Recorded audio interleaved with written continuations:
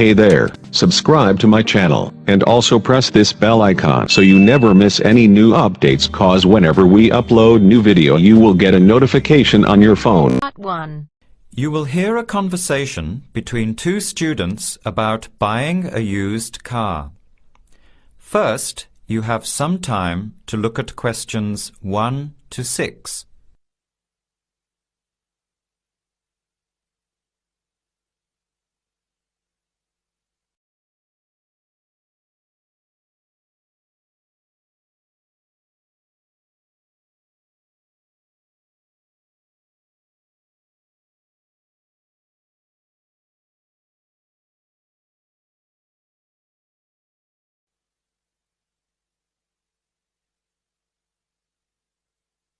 Now, let's begin. Answer the questions as you listen. You will not hear the recording a second time. Listen carefully to the conversation and answer questions 1 to 6.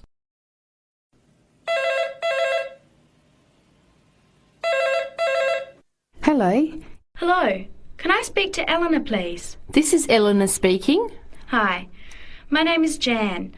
I'm calling about the car that was advertised on the notice board in the Student Union building. Is it still for sale? Yes, it is. Your ad says it's a 1985 Celica, in good condition. It's old, but it has been well looked after. My family has had the car for 10 years. I'm just the third owner and my mother had it before me, so we know its history. We've got all the receipts and records. It's had regular maintenance and the brakes were done last year. It runs really well but looks its age. Why are you selling it, by the way? Well, I'm going overseas next month to study. I'll be away for at least 2 years, so I have to sell it. Unfortunately, it's been a good car. You want $1,500, is that right? I was asking $2,000, but since I need to sell it quickly, I've reduced the price. Would you like to come and take it for a drive? I don't live far from the university. Yes, I'd like to have a look. What time would suit you? Any time this evening is fine. Well, I finish classes at 6 o'clock. How about straight after that? Say 6:30? Great, I'll give you directions. When you leave the main gate of the university, turn left on South Road and keep going until you get to the Grand Cinema. Take the first right, that's Princess Street. I'm at number 88 on the right. So it's 80 Princess Street. No, it's 88 Princess Street and the suburb is Parkwood. You'll see the car parked in front. It's the red one with the for sale sign on it. Okay, thanks Eleanor. I'll see you later. Bye. Before you hear the rest of the conversation, you have some time to look at questions 7 to 10.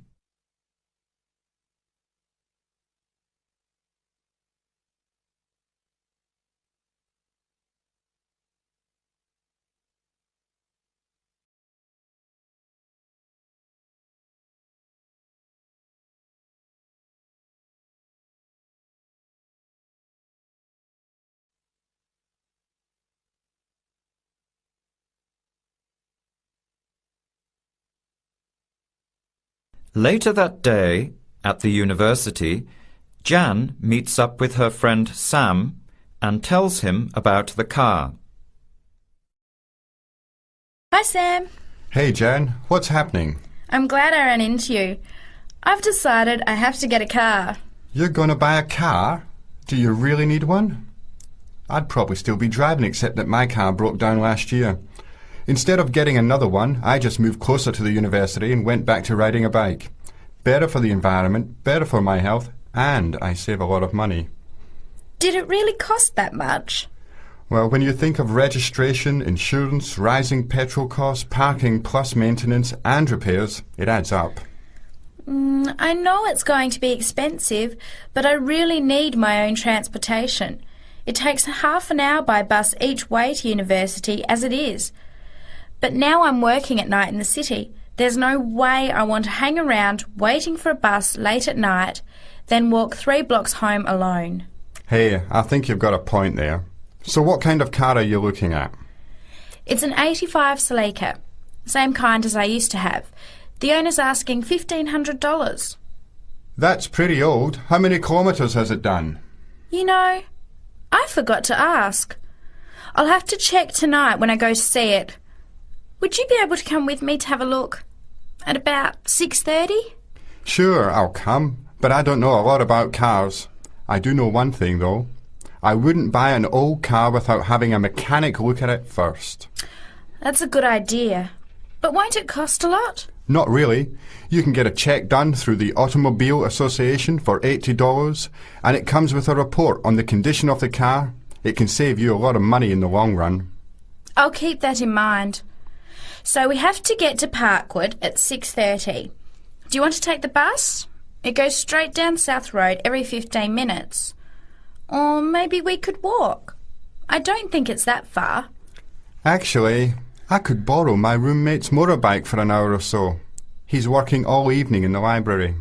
Do you think he'd mind? No way. He owes me a favour or two. Okay, great. See you at 6, outside the student centre. That is the end of part 1. You now have half a minute to check your answers.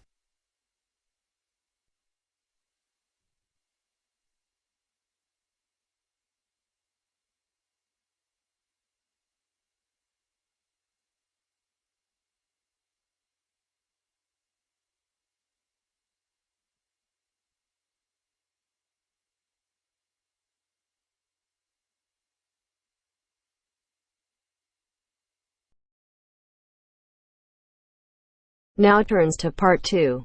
Part 2. A discussion between a college receptionist, Denise, and a student named VJ about learning a language. In the first part of the discussion, they are talking about the course VJ will study. First, you have some time to look at questions 11 to 17.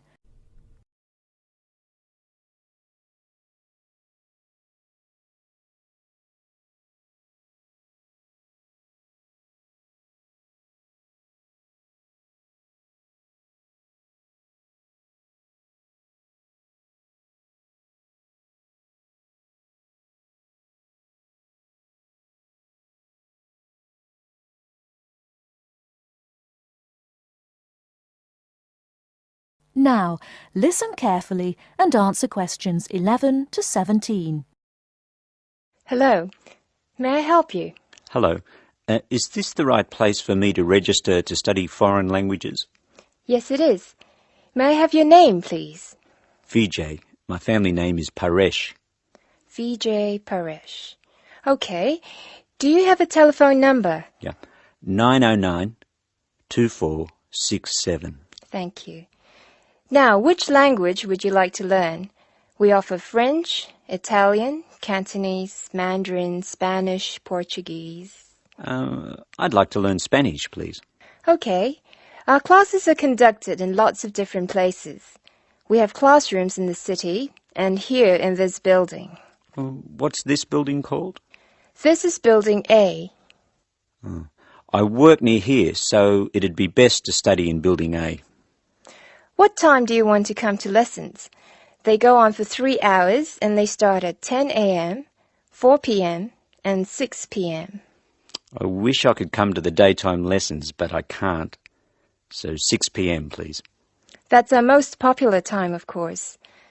Have you ever studied Spanish before? No, I haven't. We describe our classes by level and number. Your class is called Elementary 1. Okay. When will classes start? Elementary 1 begins, just a minute. It begins on August 10. Great. Now what else do I have to do? Before you hear the rest of the talk, you have some time to look at questions 18 to 20.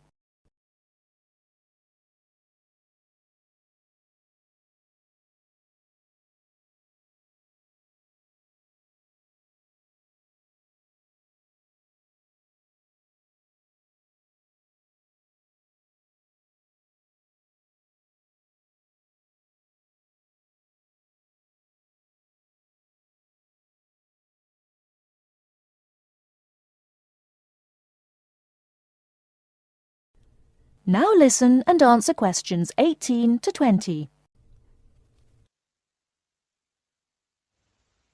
I'm sorry, VJ. What were you saying? I wanted to know what else I had to do. Oh, of course. Please go to the building on the other side of Smith Street. I want you to go to the reception area first. It's just inside the door on the left as you enter from Smith Street. Give them this form. Okay. Do I pay my fees there? No, but the fees office is in the same building. Go past the escalators and you'll see a games shop. It's in the corner. The fees office is between the games shop and the toilets. Thanks.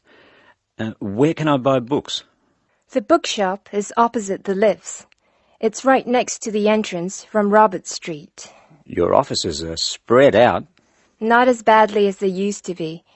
By the way, we offer very competitive overseas travel rates to our students. Oh, I'd like to look into that. Of course. The travel agency is at the Smith Street end of the building, in the corner next to the insurance office. Thank you very much. Bye. That is the end of part 2. You now have half a minute to check your answers.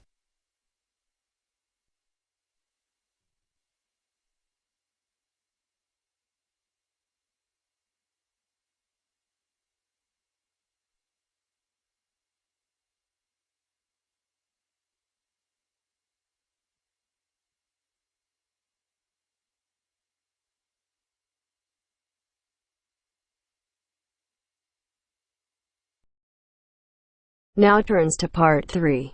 Part 3. You will hear two students, Sharon and Zhao Li, talking to their tutor about a presentation they gave the previous week. First, you have some time to look at questions 21 to 23.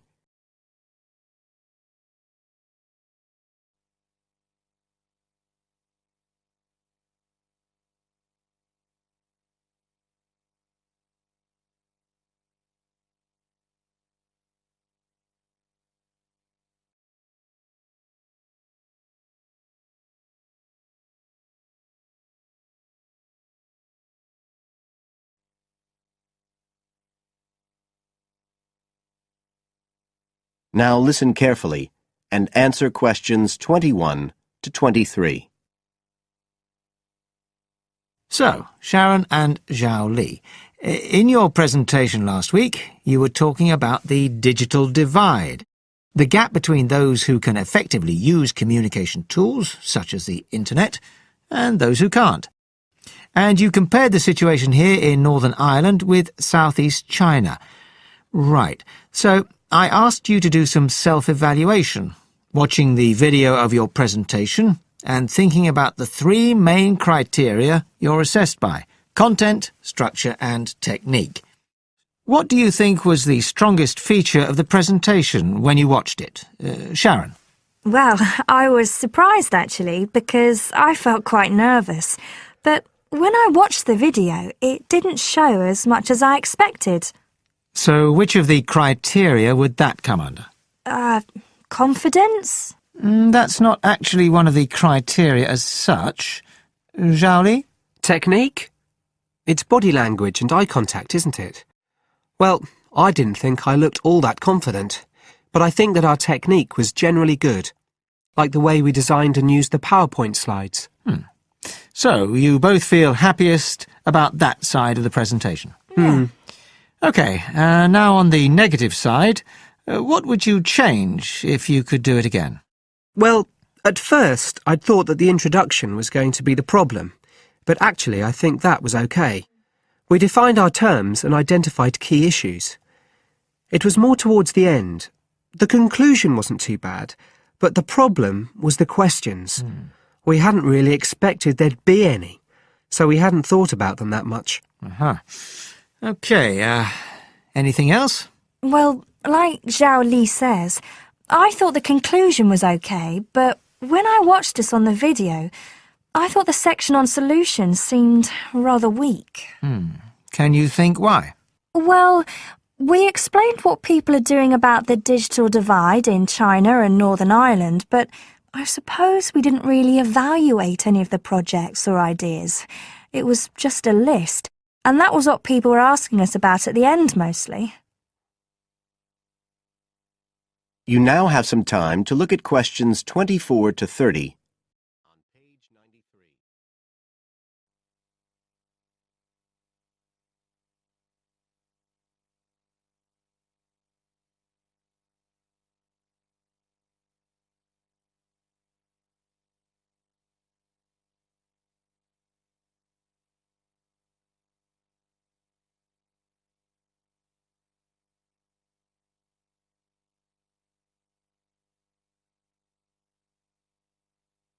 Now listen and answer questions 24 to 30. OK. Now, I also asked you to get some peer evaluation from the other students. Yes, well, people said it was interesting, like the fact that in China the internet was used more for shopping than in Northern Ireland. They said sometimes it was a bit hard to understand because we were talking quite fast, but we didn't think so when we watched the video. No, it's a bit different, though, because you know all this information already. Mm. If you're hearing it for the first time, you need more time to process it. That's why signposting the structure and organisation of the talk is important.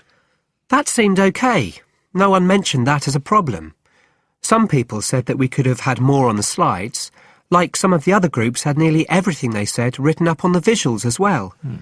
But other people said the slides were good. They had just the key points. Yes. And most people said we had quite good eye contact and body language. They all pointed out we'd overrun. They all said we were 5 minutes over. But we timed it afterwards on the video, and it was only 3 minutes. We were a bit unsure about the background reading at first, but I think we did as much as we could in the time. Anyway, no one commented on that under content. But one thing that did come out was that they liked the fact we'd done research on both Northern Ireland and China. Most other people had just based their research on one country. We managed to get quite a lot of data from the internet, although we had to do our own analysis, and we did our own surveys as well in both countries. So the class gave us best feedback for content, but it was all okay. Right. Well, that's quite similar to the feedback I'm giving you.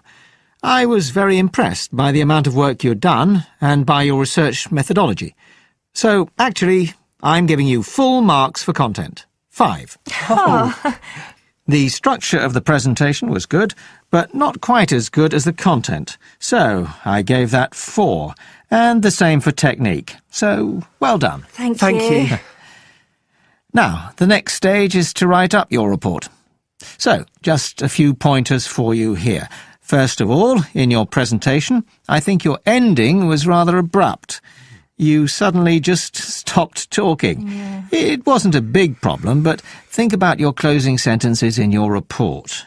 You want to round it off well. One thing I forgot to mention earlier was that I felt a very strong point was that after you'd given your results, you explained their limitations. The fact that we didn't have a very reliable sample in terms of age in China. Yes, that section. So don't forget to include that. And you had some excellent charts and diagrams, but maybe you could flesh out the literature review a bit. I can give you some ideas for that later on if you want. OK, is there anything else you want to ask? No, thank you. Thanks. That is the end of part 3. You now have half a minute to check your answers. Now turns to part 4. Part 4. You will hear an extract from a talk about student health, and specifically about ways to avoid headaches. Listen to what the speaker says and complete the summary. First, look at questions 30 to 40.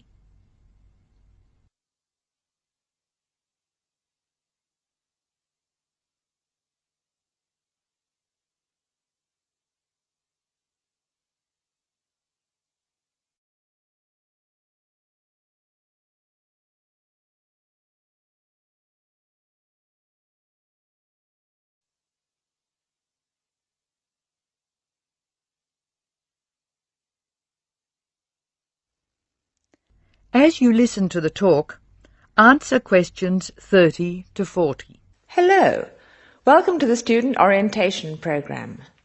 Today's session is on health issues, and this talk is about headaches and how to avoid them. It may surprise you to hear that headaches are often caused by hunger. In fact, one study suggested that 70% of headaches are related to hunger, which makes it the principal cause. The advice is simple. Eat 3 meals a day and try to keep to a fairly regular schedule of meals. People associate noise with headaches, and for most of us, excessive noise creates the conditions for a headache. Very loud noise is unpleasant, and people usually remove themselves from it. Having said that, younger people tend to tolerate noise better than their elders, so I may be leaving noisy places far earlier than you.